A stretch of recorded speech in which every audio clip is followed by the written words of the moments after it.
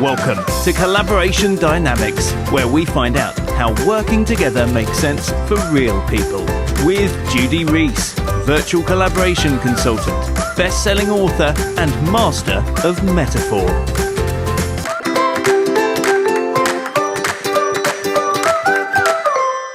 Hello and welcome to the Collaboration Dynamics podcast. I'm Judy Rees and with me today is Aran Rees. Hello, Aran. Hello there. And before we start, we have to say, even though we're both Rees, we are no relation. Apparently not that we know of. I've not done my family tree. There's every possibility that you could be my third cousin, twice removed, or some such. We find that out one day, but as far as we know, we're no relation, but we are friends. As far as we know, yes, indeed. And Aran, please introduce yourself and let people know what it is you do in relation to collaboration. Yeah, okay. So I suppose I generally call myself a creativity coach. I've been toying with various ways to say that. But what I do is I coach people and I coach them specifically specializing in the area of creativity. And I think where that relates to collaboration, well, it relates to collaboration in every level, but specifically for me, where this relates to collaboration is precisely how creativity really works. One of my sayings, and I'll try and pepper my little catchphrases throughout this discussion, I'll jab them in here and there, is that creativity is a team sport. Mm-hmm. And one of the real frustrations I have, and one of the reasons that I have developed my methodology for doing this, my way of doing this, is that creativity is frequently taught to people as first of all, as a set of tools and techniques rather than a way of engaging with life and work, but also it's celebrated at an individual level. Mm-hmm. We talk about there's this myth of the lone creative genius, and that is so damaging to people's ability to really be creative that I try to, wherever possible, remind people that creativity does not belong to individuals. It's a team sport. It happens in groups. And I don't think there are any real examples of lone, isolated people coming up with anything particularly amazing, just purely from their own minds. So shot right through, what I do is the need to help people figure out how to collaborate creatively. Mm-hmm. So when creativity is a team sport like that, when you are collaborating at your best, what kind of collaborations do you get involved in? Well, I find that if I had to categorize them, I like any situation where there is a real desire to do something delightful for someone. Where there's a feel of purpose to it. So whether that's, my skill set is largely in things like content creation. I do a lot of writing, but also in facilitation and coaching and so on, and creative problem solving, because I have to learn a thing or two about that to do what I do. Mm-hmm. But I suppose anything that requires a group of people to place the object of their work first. And I suppose what I mean by that is that a lot of the time people are driven by extrinsic needs. We've been built into the system that it's the hierarchy within which we work. So maybe we're trying to work our way up the hierarchy, get that promotion, or it's the power dynamics of the team, or it's money, or what have you. And usually that doesn't lead to great work. Usually that leads to good enough work. Sometimes it leads to great work, but really I find that when people are doing really great work, it's because they care about the object of their work and they work in service to that above all else. And then when that's the case, job roles kind of fall away. Nobody, if the object of the work the group is working on is the thing, then nobody's going to sit around arguing whose job's whose and whose role is whose. And well, you should be doing that because that's in your job description. I'm going to do that because that's my responsibility. Or this when you hear people say, who owns this? You know, who owns this? Who owns this particular thing? It's a horrible way of working, I find, because you limit people. And that really prevents collaboration, I feel. People need to feel that I am a set of skills and abilities, and I am here to deliver the best of me to whatever this is that we're trying to do, and not get caught up in those extrinsic concerns. Mm-hmm. So when the object of the work is put first, whereabouts are you in relation to that? How do you mean? So specifically, you've said you like to get involved in these things where the object of the work is put first, and in situations where creativity is a team sport. But specifically, what would be one or two examples of how you collaborate and where you sit in that collaboration? Yeah. Okay. So I suppose it's quite fluid. Given any group of people working together, and usually for me this is co-located, so people face to face.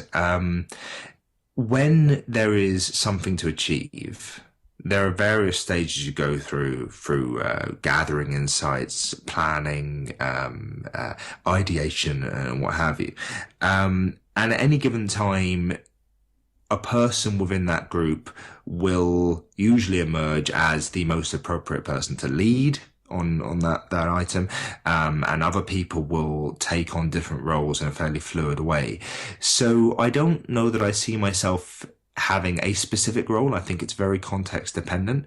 I do like being a specialist within groups, so I like having knowledge and insight and being able to use that effectively. I'm not much of a they normally, now I'm trying to remember the Belbin team roles, isn't it? They normally talk about the chairman. And people, I'm not much of that kind of character. I like to let someone else worry about the stress of keeping the team moving in that way. I like to be involved in the nitty gritty more so. But yeah, that's where I more naturally fit in. I think also I love to generate ideas. So if I'm collaborating with people during any part of the work which requires new ideas and new input, I find that very exciting, and that's where I probably get quite fired up. So when you're generating ideas, you get fired up, and you don't like being that kind of Belbin chairman kind of role. Yeah, well, I don't think I do that most naturally. But again, it's bizarre. If you look at any team, if they are really working in a very fluid way, at any given moment, somebody could be doing an element of that. There's somebody who is who just for a brief second is taking on the role of, say, taking a helicopter view of what's going on and giving people feedback or what have you.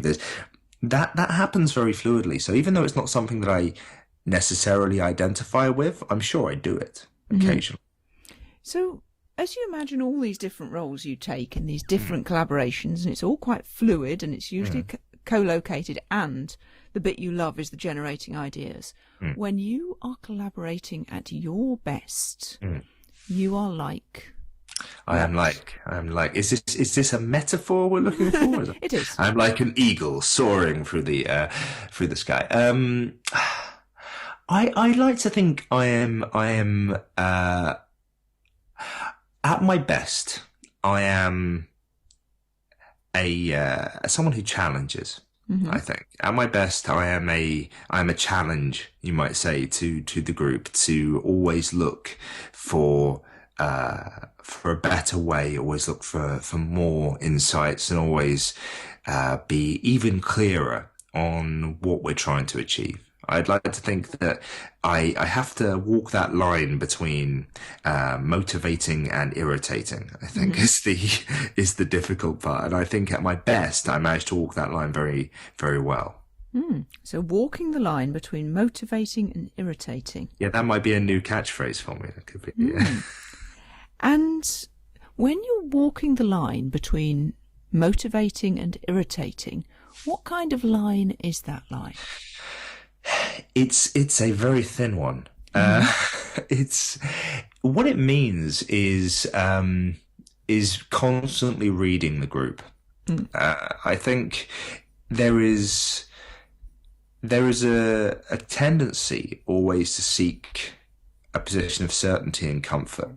The human mind is not it's not comfortable with being discomforted, I suppose is the tautological way of saying it. But we like to make a decision, feel comfortable with that decision, and stick with that.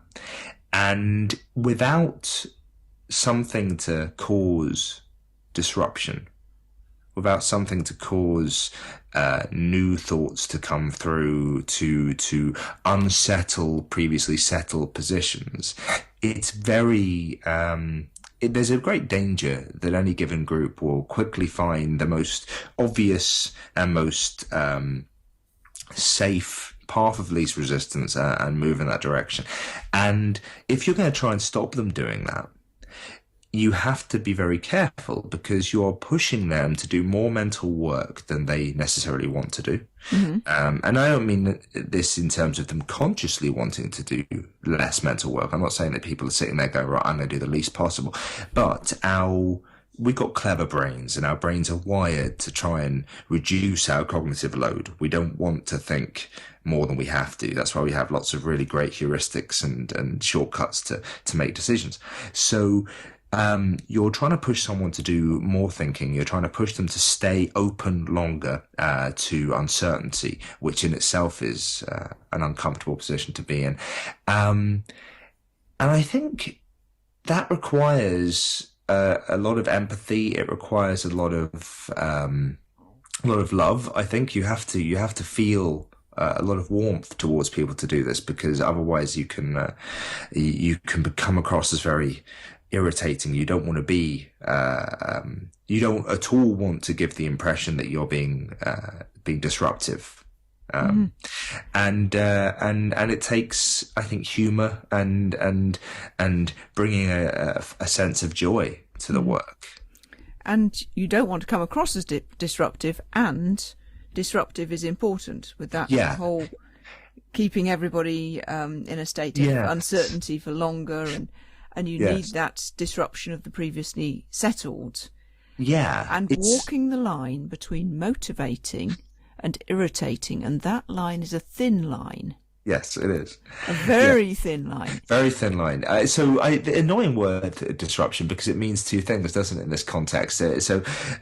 Being disruptive is obviously not good in a team scenario, but you do want to disrupt sometimes certain thought patterns and certain paths that people might be going down. If you feel that you're getting too close to closing in on a conclusion and choosing a direction before you've really explored your opportunities and before you've really considered alternatives.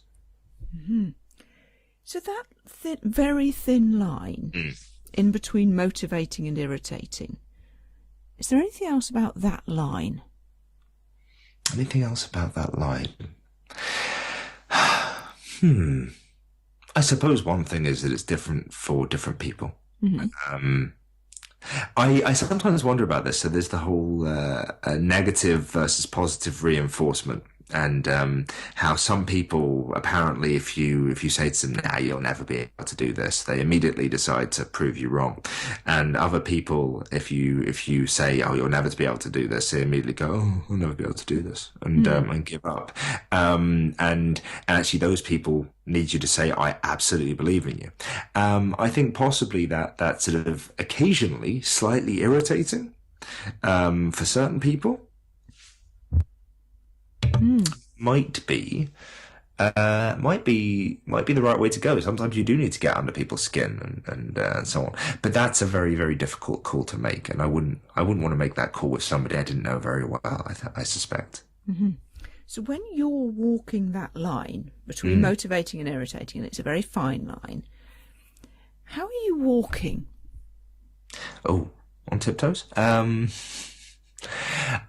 am I walking? Well, that's my question. Are you walking on tiptoes? Are you treading on eggshells? Or are you walking in a different way? That's interesting. So I suppose you, if we follow this metaphor along, there are times when you need to walk on tiptoes. There are times you need to be careful, and there are times when you do need to maybe stamp a little bit. At times you do need to make some noise. I think it all depends on the group. It all depends on the feeling in the room, and reading that feeling. And I suppose at times you almost can stop. I suppose the other side of it is that if you are doing this role, walking this line, there's also the point where you say, right, I'm not needed right now. There is a flow has been created there. We've achieved something that you don't want to disrupt. I sometimes say that being a creative leader is often as simple as shutting up and getting out of the way. And woe betide anybody trying to bring a team forward creatively if they don't know when to stop, stop pushing, stop motivating, stop doing anything, and just allowing people to flow. So I suppose that you can tiptoe, you can stamp, and sometimes you just have to stop walking and wait. This metaphor works quite well, doesn't it? And so, well, let's play with it for a question or two longer then, if it's working.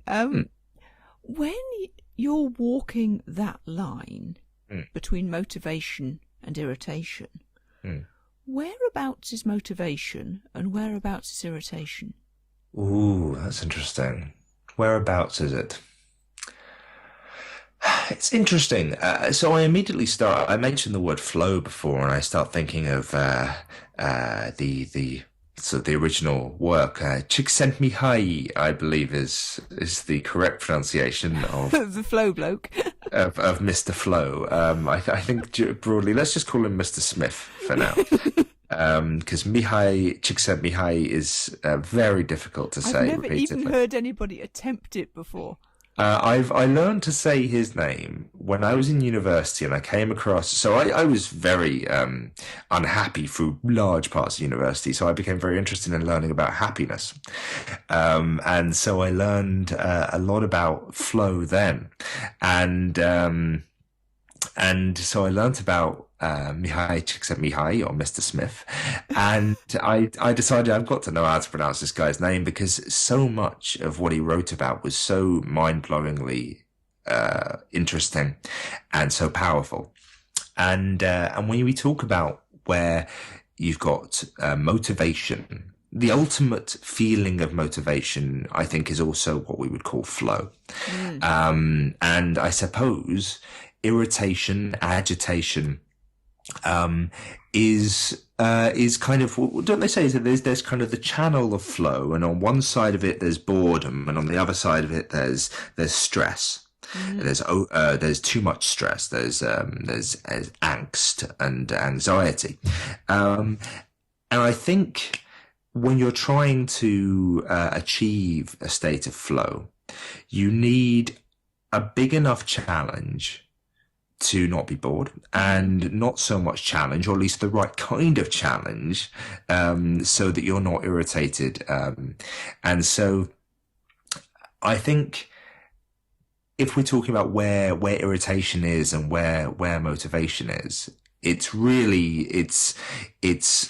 giving people enough of a challenge, pushing them enough that they can come to a form of flow, a form of motivation, without going so far in terms of difficulty that they become anxious, but also not giving them the kinds of challenges which are perhaps arbitrary or inappropriate. And I think a lot of the time, difficulty with creative flow comes from having to work within seemingly arbitrary constraints.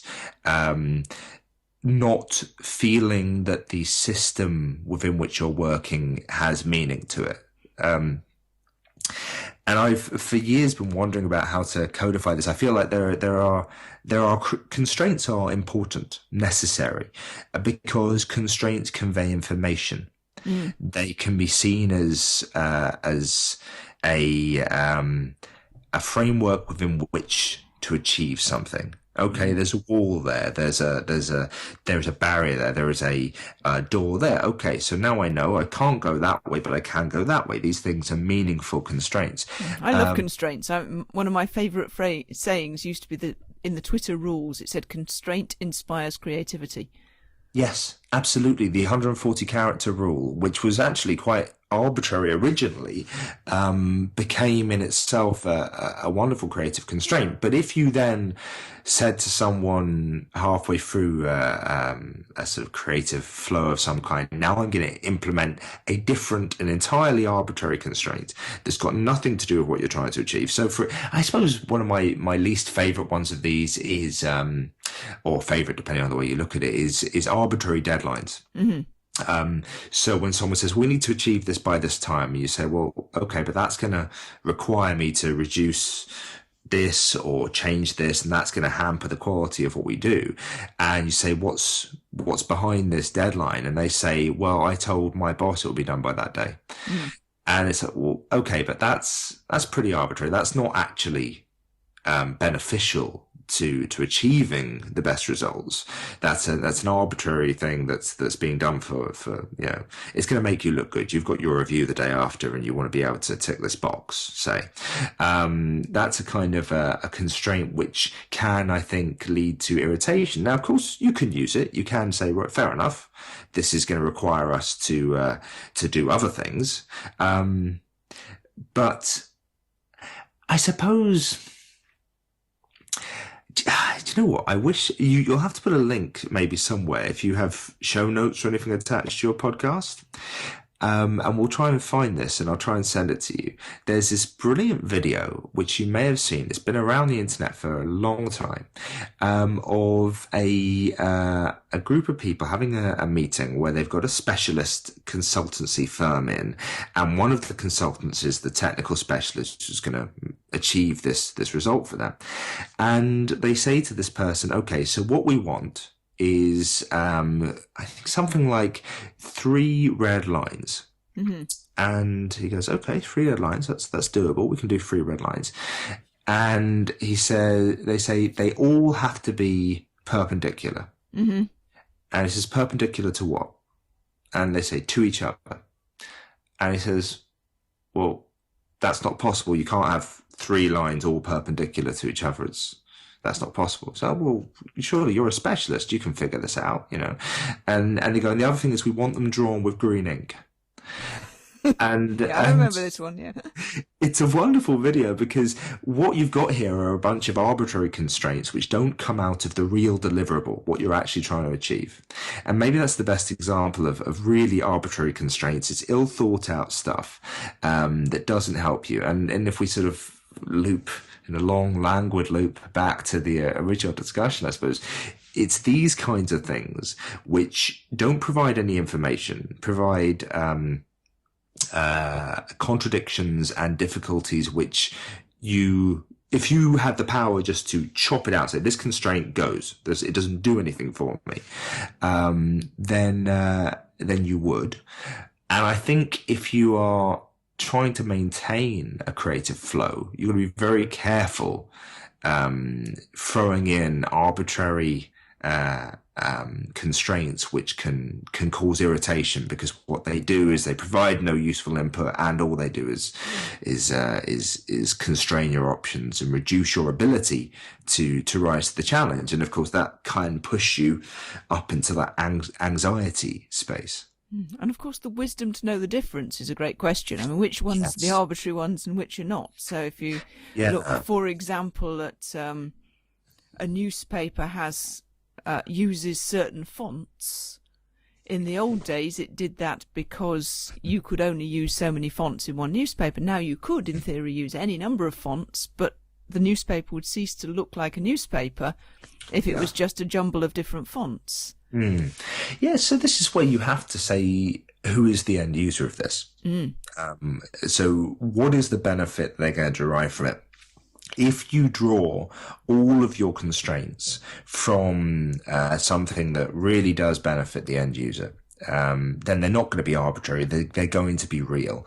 If you find that you can't see a connection between this constraint and producing a better end product for the user, then probably that is something that's arbitrary, something that's not been properly considered, maybe something that's driven out of an extraneous desire from somebody, say, ego-wise or politics-wise to achieve something. Mm-hmm. And also, of course, clarity about what is real value for the end user. What's the difference between what somebody is very vocal and complaining about as opposed to what really matters to the silent majority. I think really knowing the end user can make a big difference in understanding what is a real creative constraint and what is an arbitrary one. Mm-hmm. So one last question, because we've got to wrap up in a minute. Yeah. So when you are walking that very thin line between motivation and irritation, what happens to constraints? What happens to constraints? Well, you become, I think you do become aware of, let me think of how best to answer this. I think it heightens a sense of what is a real meaningful constraint. Or to use a better word, perhaps it's not a constraint, it's a piece of information. Let's say maybe we can if we remove that word, the word constraint, and just think of what is information. Information is either useful information or it's not useful information. It's either pertinent or it's arbitrary and can be ignored. I think when you are walking the line between motivation and irritation, which is, it's growing on me, that line, you do become, I think, more aware in a heightened way about what is really meaningful and what isn't. I think it requires you to be very, very skin in the game. You are there, you are providing an important role within a group. You're collaborating by helping people to think clearly. If you are asking arbitrary questions that are not pertinent, then you're derailing their thought process. If you're putting in extraneous pieces of information which are not useful, be they in the form of constraints or even worse, if they're in the form of well-intended but useless pieces of advice, whatever it is you're putting in, if it's not really driven by the needs of the group, then you're going to be harming them. So maybe as they say in medicine, first do no harm. I think maybe you become very aware of your capacity in that position to harm if you're not careful. Mm-hmm. I'm afraid we've run out of time. I want to ask you a dozen more questions, but we're going to have to leave it there. Well, we can go again. We'll do one in a few weeks' time. We'll have round like two. So if people have been listening to this and think they want to find out more about the stuff you do, what you're up to, and how do they contact you? And who would you like to contact you? Oh, okay, brilliant. So they can find me at www.sabertoothpanda.com. That's the English spelling of Sabertooth Panda, R-E. toothpanda.com. I'm also on LinkedIn as per the norm. And if they want to hear my podcast, which I do, they can find the No Wrong Answers podcast. If they search various podcast directories, go in your favorite podcast player, and you can find nowronganswers.com. So you can find out more about me on there. Nowronganswers.com as well as my as a blog site, but you can find the No Wrong Answers podcast. Who would I like to contact me? I suppose my main thing at Sabertooth Panda is to do with creativity coaching, training, and playing, I suppose. I talk about the need to coach for individual awareness, train for sort of context awareness, helping you understand how is that going to make a difference in your real world, and then play is what I call sort of game time, doing it for real, and that's very much in the collaboration space. So anyone who's interested in figuring out how creativity really works, how to become more creative rather than just learning about creativity, which seems to be what most creativity centric training does. It teaches you about it rather than helping you be it. So anyone who's interested in that should contact me. Also, anyone who's interested in words. Let's just say that I love words and I love writing. So anyone who's interested in figuring out how to get their ideas across in writing, I love doing that. So it's always exciting to get involved in anything in that area. Brilliant. Thank you very much indeed. Thank you.